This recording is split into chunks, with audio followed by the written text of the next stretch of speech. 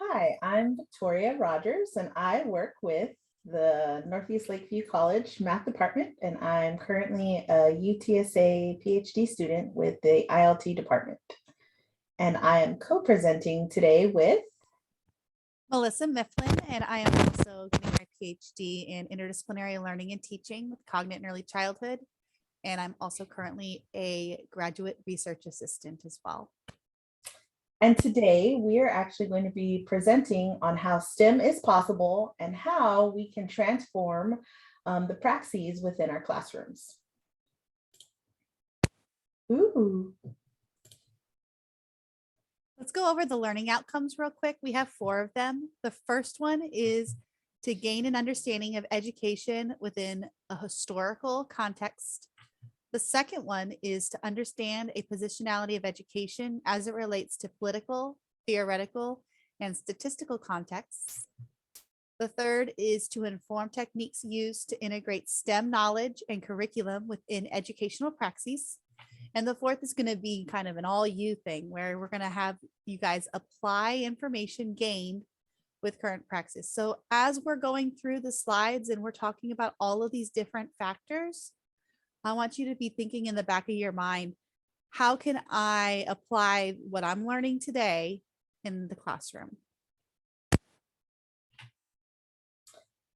So before we get into that hands-on activity, Melissa and I want to kind of frame a mindset just so that everybody kind of understands how education within the US has kind of come to where it is at today.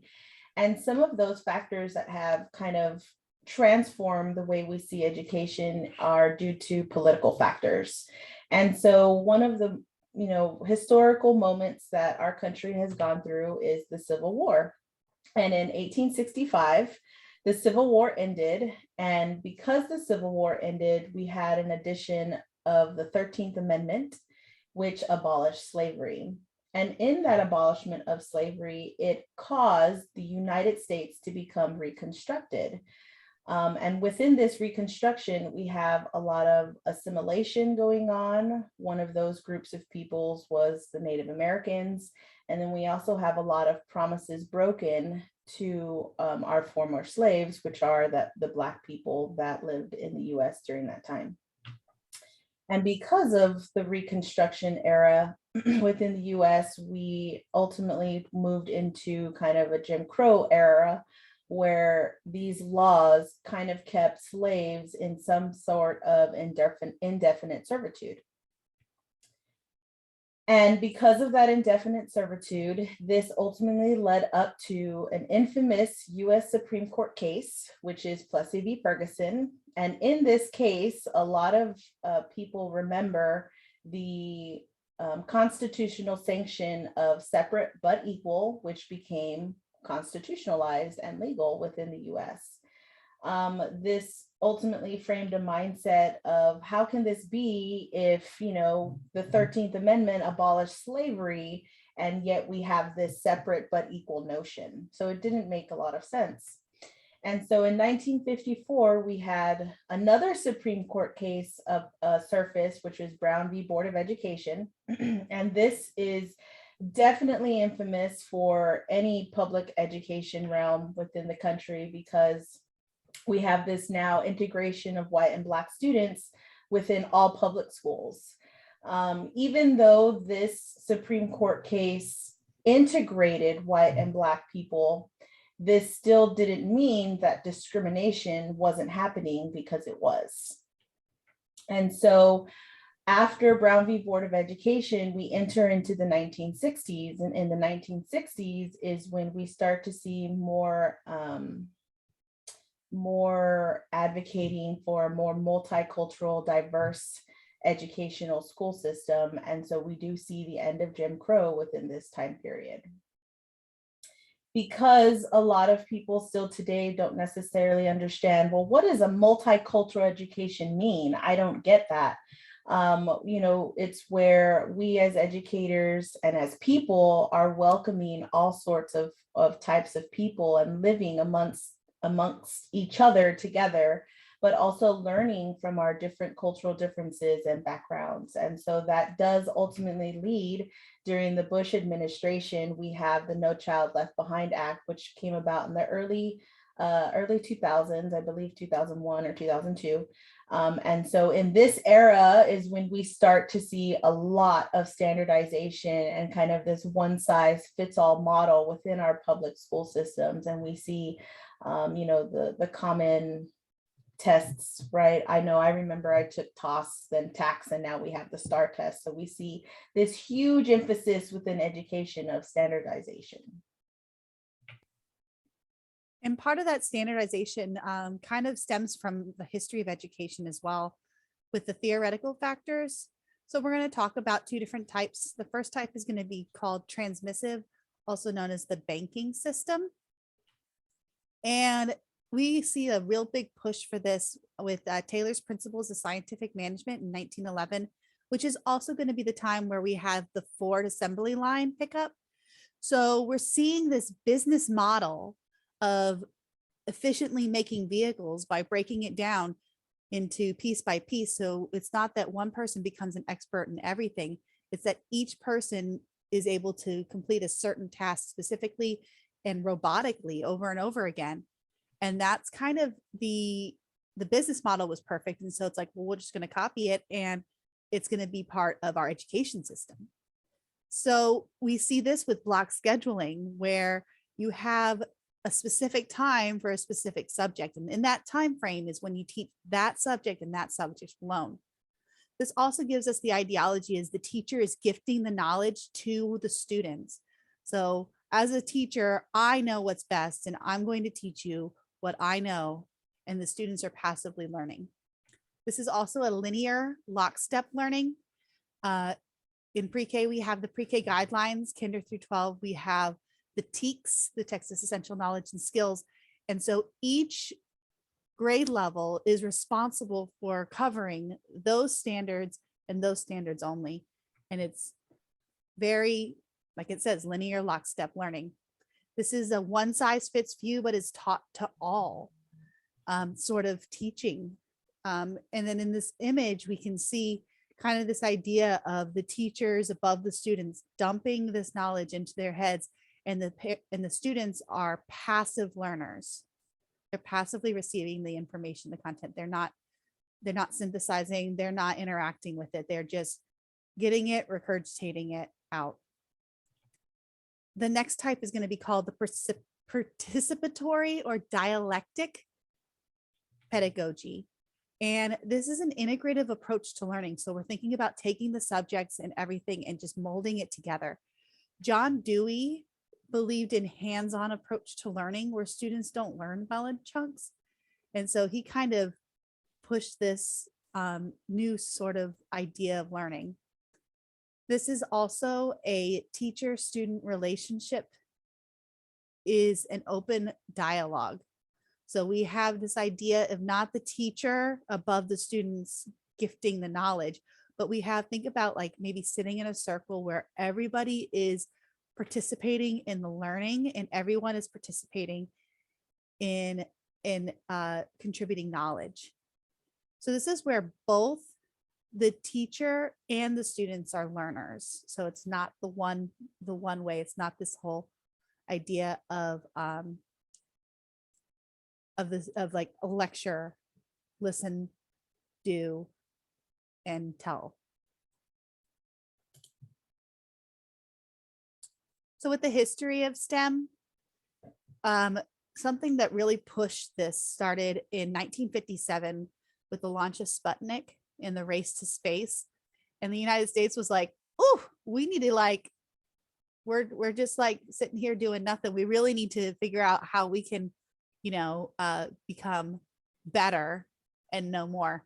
And so in 1958, we had the National Defense Act, which ignited STEM education within the United States. Moving along, we have in 1984, the Education of Economic Security Act, which provided grants towards STEM teacher training and professional development. So we're seeing the shift in funding to being more STEM oriented, because we're realizing that this is where it's at. We really need to support STEM education.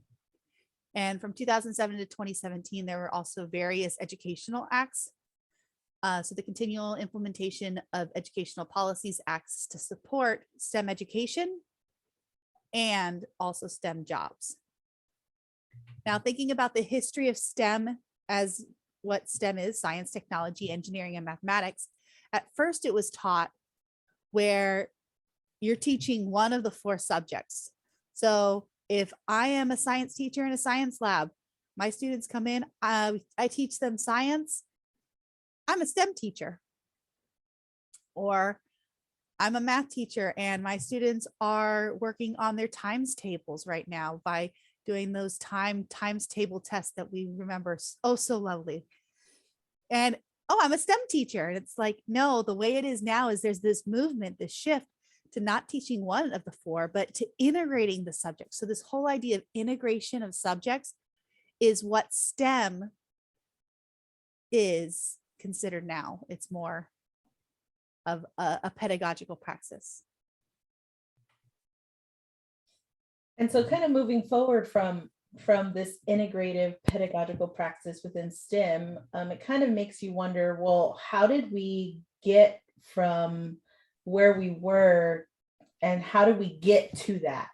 And so Melissa and I are going to discuss kind of this curriculum control topic. And one of the things that have contributed to this curriculum control is what a lot of people within education and even the political realm have phrased or coined the term white male ideology. So a lot of curriculum within K through 12 and even college education has this lens and is teaching to these types of students. And so, you know, just me personally, we have all been students before we were educators. And I can tell you, I am not a white male. So being taught with that perspective by somebody, it hinders your education in a way. And so then that leads us to, you know, how do we move from that white male ideology into something better, which is culturally relevant pedagogy? And this is a phrase coined by Gloria Latson-Billings, and she really advocated that we need to be able as educators to teach to all our students who have different cultures, different backgrounds, and how do we say, you know, how do we teach relevant to their needs as a student who is learning? And then we also get into, which Melissa kind of touched on, which is this dialogue with integrative STEM education, where students and teachers are learning together collaboratively.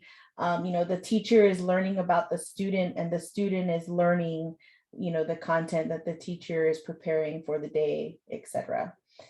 And then lastly, we have, you know, educators are the key in advocating to promote the change. If we don't want curriculum to stay the way that it has been, and if we want to move forward, how do we do that? And educators are the key to surfacing that change into moving forward so that we do have culturally relevant pedagogy and praxes within our classroom, and so that we do have a curriculum that makes sense to our students, not just us as the educator, but importantly to our students. But, you know, even as teachers, we can be confused even with the curriculum that we're given. What do you mean you want me to teach this? I don't even know what that means. Or what do you mean you want me to teach more integratively? I don't know what that means. And so again, we are going to be those keys to surfacing and learning of in order to adapt to that change. And so there's this quote that Melissa and I found, and it says, quote, "Many US mathematics and science teachers lack degrees in the subjects they teach." And, you know, when we came across this quote, we were both kind of like, what? No way. And then when you think about it, it's like, you know, we have all been parents or newly parents. We have all, you know, we all live in our families. We learn from all sorts of people who we interact with. And, you know, how can we make the claim that we are qualified to some sort of substantial, you know, degree, but that we're qualified to teach others? And so it is important that we as educators remain in some sort of up-to-date fashion of what our current students in our generation that are entering into our classrooms now, what they're experiencing and how they can learn better. And so one of those best ways to do that is to just remain educated and remain aware of what is out there and what is going on in our society so that we can continue to move forward with the change that is coming.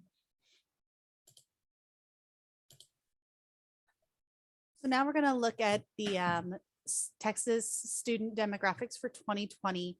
And this is going to be pulled from the TAPER, the Texas Academic Progress Report, something like that. Yes. And so if you look at the public school system and the composition of race, we have Hispanics making up 52.8%. Whites make up 27% of the population, 12.6% African Americans, and then the other ones we have here are mixed race, Pacific Islander, Asian, American Indian. And going back to what Victoria said a little bit earlier about this white male ideology, if you think about our curriculum is tailored towards Caucasians, then we are only looking at 27% of our student population, and all of the others are being ignored. So it's pretty significant whenever you look at it this way. These are going to be the math scores for all grade levels for the STAR test for at meets grade level or above. And the state average is 52%. So you can see the students that are performing above the state average and those that are performing below the state average. And it's what are we doing? Because right now we're doing a disservice to our students. So how are we able to meet and reach all of our students whenever it comes to academics? So we also talked a little bit about Latson Billings and culturally relevant pedagogy. Alan and Paris talked about something called culturally sustaining pedagogy, which kind of goes off of Latson Billings.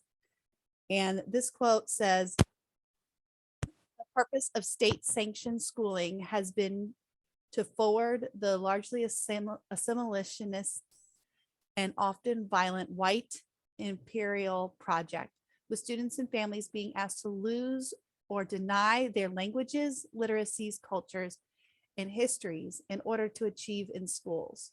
So that's the whole idea of if we're teaching the curriculum, if we're teaching how we were taught, then we're missing the mark for so many of our students. And not only are we missing the mark, but they've got to lose who they are in order to succeed in school because we're not reaching them. So they're either going to have to try to deny who they are and reach us, or we're failing them. And so it's what can we do in order to reach our students? And remember, we want to move forward. So when we think about assimilationists, right, and the Native Americans were in the very beginning of the historical foundations of developing our country, they were assimilated into white male ideology. Right, they had to give up their religious beliefs and their culture in order to be seen as okay, as welcomed. And again, we don't want to go back in time. We want to move forwards with time.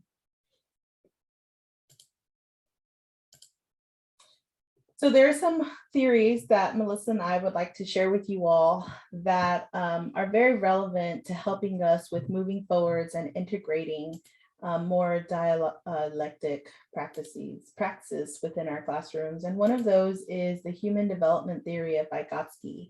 And in this theory, Vygotsky kind of advocates for the notion that we individually are born into a society that that is continually already moving forwards. And so we as an individual learn from our societies and from others, and we develop in that manner in order to grow. And so I can tell you, or Melissa can tell you the same thing, we can't learn by ourselves. We first start to develop and learn with others. And so that's kind of the human development theory of Vygotsky. And then next, we also want to kind of advocate for the rights of the learner, which Kalnick, Craig, and Torres kind of advocate for. And so what these are is it's not so much rights that you think of like our individual liberties and freedoms, but more rights of allowing a student to feel a specific way inside of a classroom, whether it be a math classroom, a science classroom, an art classroom, a history classroom, whatever classroom. And it allows the student to feel welcome in the sense of, if the teacher is teaching something and the student is confused, the student has the right to ask a question. Or if, the student is learning something and they're maybe working on a project or an assignment, the student is allowed to make mistakes. And so it gives this student a sense of ownership of the fact that I'm in this classroom, I'm in this environment, I'm learning something new that maybe I've never done before, never heard of. And so it's okay to feel all these specific ways and to ask questions. And so it also welcomes this interactive and collaborative learning environment between the teacher and the student.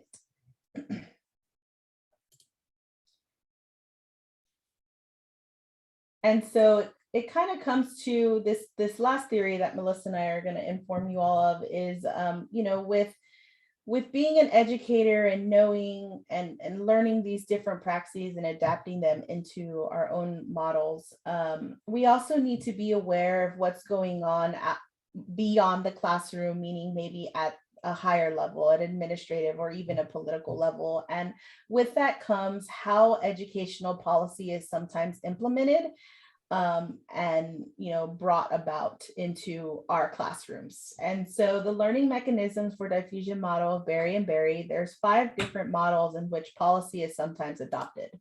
And so the first one is learning, meaning if there's a college or a school district that is trying out a new praxis, or with curriculum development is trying something new and they publish it, then other colleges or other schools or other school districts are going to learn of it by reading about it. And so learning of the way we each adopt praxis, that's one of the ways that it is infused.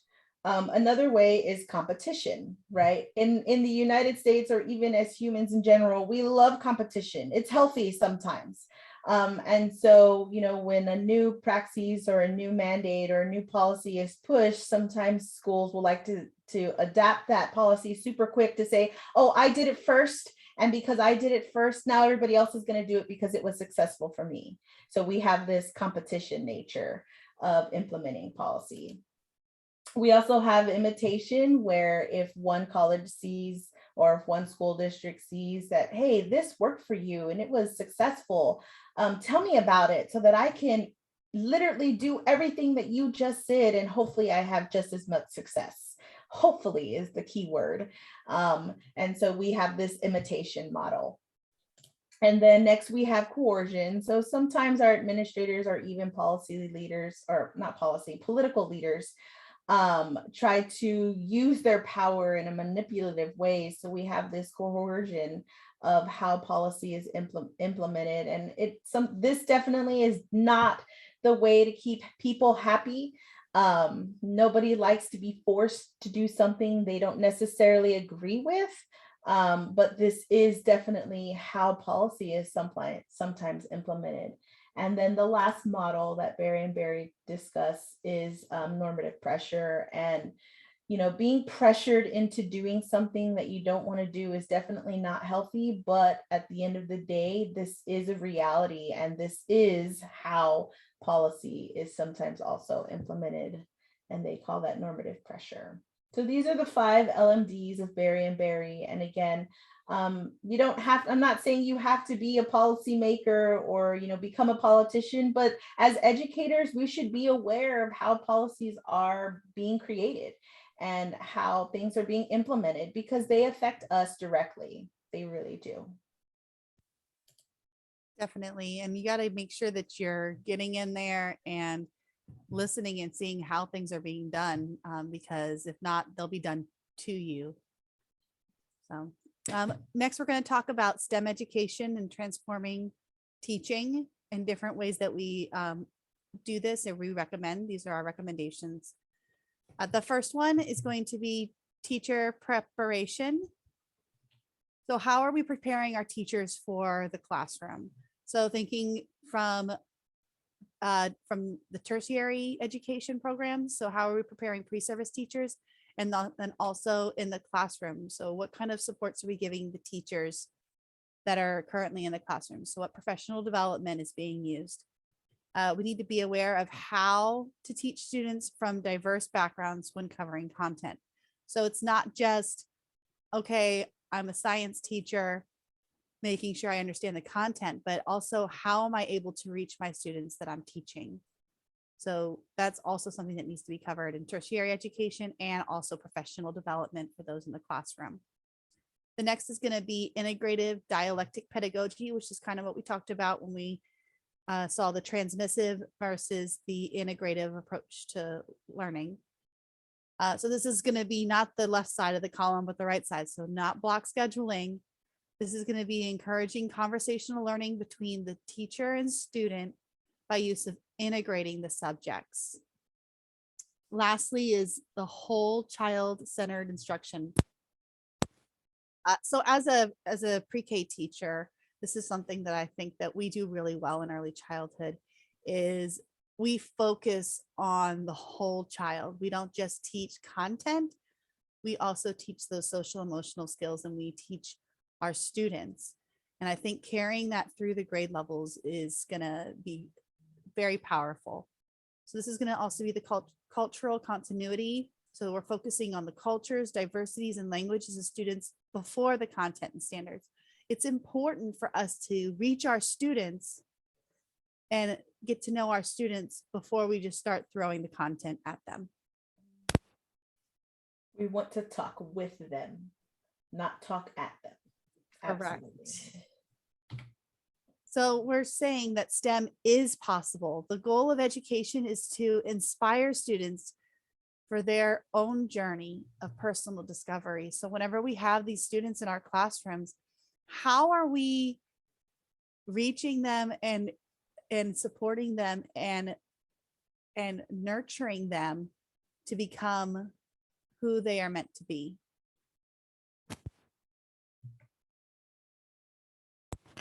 The importance of STEM, we have that it's an integrative pedagogy, kind of like we talked, it's not just the one subject of the 4, but it's all of them. And so with an integrative pedagogy, we have students construct knowledge in an organic manner. This is going to be hands-on problem posing dialectic instruction. For those of you that are familiar with project-based learning, this is also a type of integrative pedagogy as well. The STEM concepts, the STEM connects between subjects. This prepares students for future careers, and it's a new way of teaching within public education. It's also important to connect learning to the student. This adds richness to the curriculum, and everybody wins. Whoop, whoop. Who doesn't like winning? Right? We're going back to competition. Oh, no.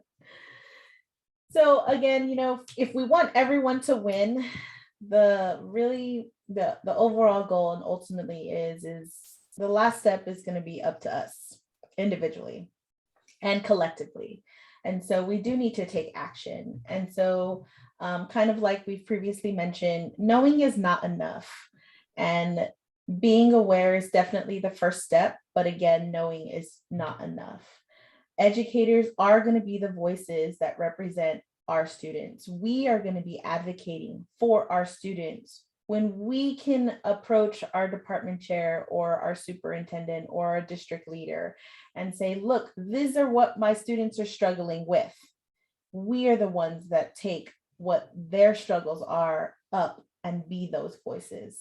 Because at the end of the day, we are going to be the examples to our students, and we are the role models that they see, and we are their second families away from their home, and we're the ones that guide them and nurture their brains and give and tell them that the sky is the limit. You can do whatever you want, and we are going to advocate for them and push them to achieve their dreams.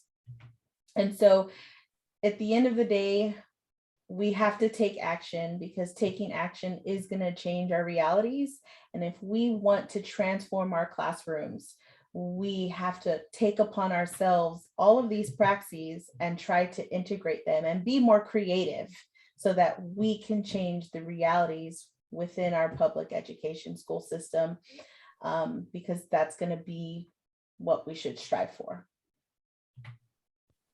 So now it's your turn. After discussing everything that we just discussed, think about how can you apply what you've learned today with your students.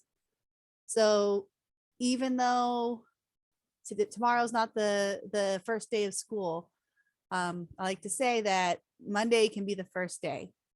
So what are you going to do in the classroom to reach your students or to help your students? Something to ponder on. And here are our references. As educators, we like to stay up to date and well informed of what's going on in our field.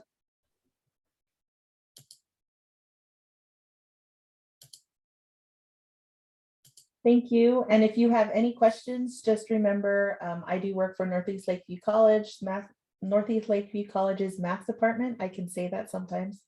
And then I'm also a PhD student with the University of Texas, San Antonio. So I did include both of my email addresses. Either one, it will get to me.